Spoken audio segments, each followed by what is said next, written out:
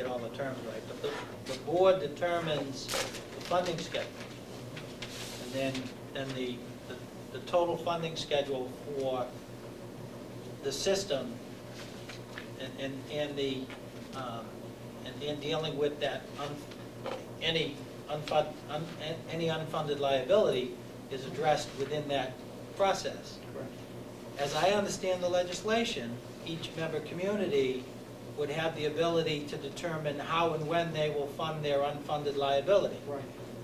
I am still not clear on the potential impact to the other member communities if a member community or communities, for budgetary reasons, were to consistently underfund their liability, what impact that has on the other member communities within the system. So if somebody just continues to grow their unfunded pension liability, and there's no mechanism in place, no mechanism in place to bring that in line to some percentage or something, then what, I don't understand legally what that does and what liability, if any, that imposes on all the other member communities. If you've got some community out there, just make up a number, somebody's got an unfunded liability of $100 million, and then all of a sudden, the other member communities are liable for that? How does that mechanism work? That's the same question I had last time. Okay. Well, we are meeting, I can get that answer from you this week. Well, I would like to go through this again before we took any, read it over again myself before. Oh, you have a copy? Yeah, I do, I have a copy. Okay. Anybody else have? Mrs. Bailey? Yeah, I just wanted to make sure that I understood, this legislation would make it permissible to pay our pension liability outside Prop 2.5. So is this is saying that a community could choose to have an override to, and right now they could not That's correct. choose to do that. You cannot. Right now, you have to fund it out of your operating budget. That's correct. And so what if a community chooses to do that and it fails, and is this what you're asking, John? That's tied into that Yeah. whole issue of And that. it fails, and so the community doesn't fund, Then they're what? Then I- what happens to the remaining Yeah. community, what? right. The way it's written, it would appear that each community determines the funding of that, what they call the unfunded pension liability. And so you're right, whether they did it because they didn't want to deal with it in the budget, or they did it because they had an override that then failed, that liability would not get funded for that. And the liability is determined based on what is projected for the future. So if there are not enough assets, and each community is on its own within the collective system, that last piece of it, Tom, is the part that just, I agree with all of it, up to that last piece. And I don't know, maybe we need someone else to come to the meeting when we do that. But that is my biggest concern, is I don't want to have a mechanism in place. I don't think there should be a mechanism in place where communities can extend their unfunded liability. I think there should be a sunset provision that requires funding of the unfunded liability by some set date. That's my own personal opinion. And then again, the liability issue, as Mrs. Bailey again pointed out, in a different way, which is, I like that. I mean, you can issue debt specific to fund that liability, but then and specifically exclude that from Prop 2.5. But again, as Mrs. Bailey points out, if that fails, you've got that unfunded liability growing again. If I may, Yep. Mr. Chairman, I mean, it does, I agree, with Mr. Vito, I'd like to read it again too, but it's pretty complex. I mean, it talks about that the Regional Retirement Board can adopt a funding schedule for a community if it does not adopt its own, and seems to set some schedule to do that. But I would want to make sure that, There's a lot of flexibility. yeah, That's- that it's a little more ironclad perhaps, so, Yeah, that's my question. they've covered the issue that somebody just says, oh, I'll just forget about it and I won't even adopt a schedule. But what if somebody adopts a schedule that covers that unfunded liability, but it's not for 50, 60, 70 years? That's not realistic either. There has to be checks and balance on that piece of it. That's my question. Okay, Mr. McCallum. Yes, through Mr. Younger, what do you feel is the upside? To Well, I this? think the upside is that you have more,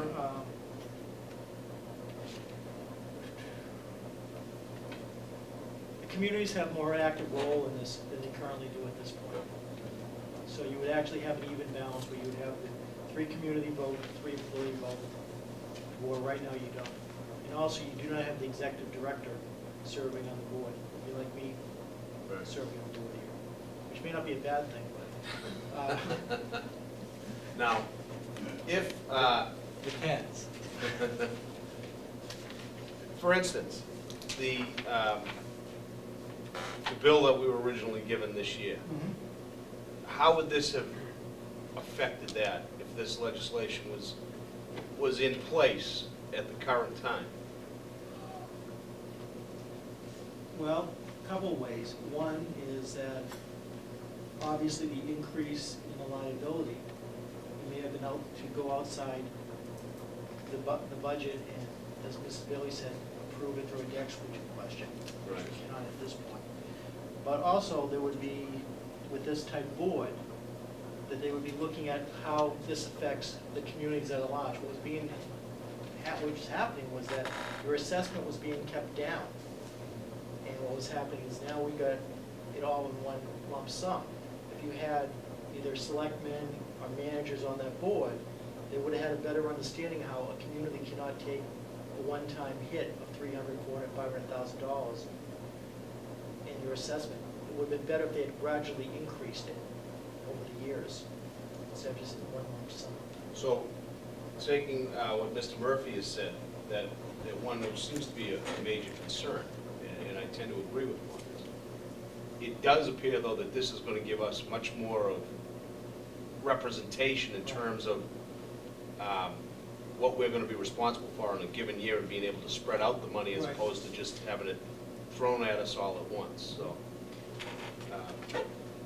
I don't know, Mr. Chairman, I mean, are we kind of narrowing it down a little bit, if we can answer that one question? If I can get, The unfunded liability issue, it does seem like this is something that could be beneficial well, to us.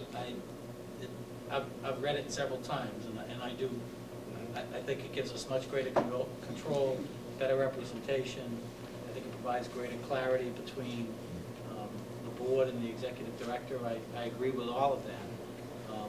I just have this concern that from the funding perspective, which I do want more control over, but I guess I just don't want it to go to that other extreme where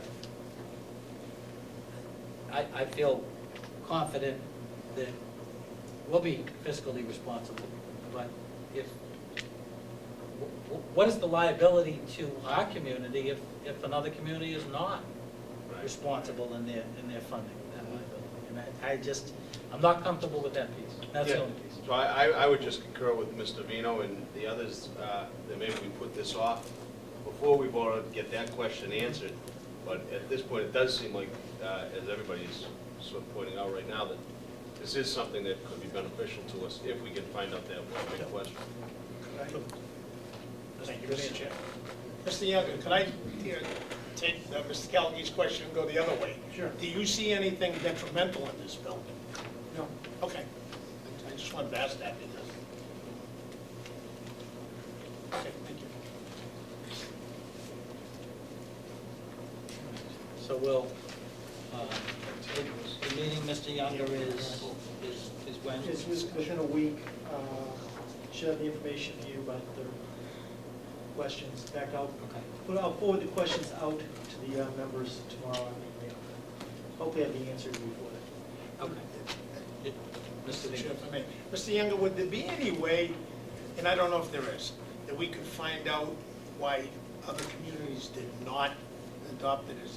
Would there be any mechanism you could find that out for us? Yeah, sure. It'd be interesting to see what their reasons for not, to look at both sides. I know Carl Valenti, who's the manager in Weston, has asked those communities who haven't voted on it right now what the current status is, and I get that from Carl. Yeah. What the status was in the negative. But I haven't seen anything that's been in the negative yet, but I'll contact you. Yeah, I mean, if they have some reason, okay, thank you. It'd be interesting to see that. All right, so we'll put that on the pending answers to the questions for the, so the board needs to Yeah. be prepared for Right. the decision on that day. Well, we'll have to get the information. from Well, them. pending, Yeah. yeah, pending the Right. additional information. Yeah, right. Okay. The next item on our agenda is the water capital plan annual review. We have Mr. Hanlon here, Mr. Clark. Thank you, Jim. Every year, the water department tweaks the capital plan. I'll use the word tweak because that's kind of where we are really with the capital initiatives at this time. When we were real busy in previous years, we would meet with the water commissioners and Mark specifically and go through the plan in a rough format. Then we'd finalize it and bring it before the board with a joint hearing with the water commissioners. The rate, the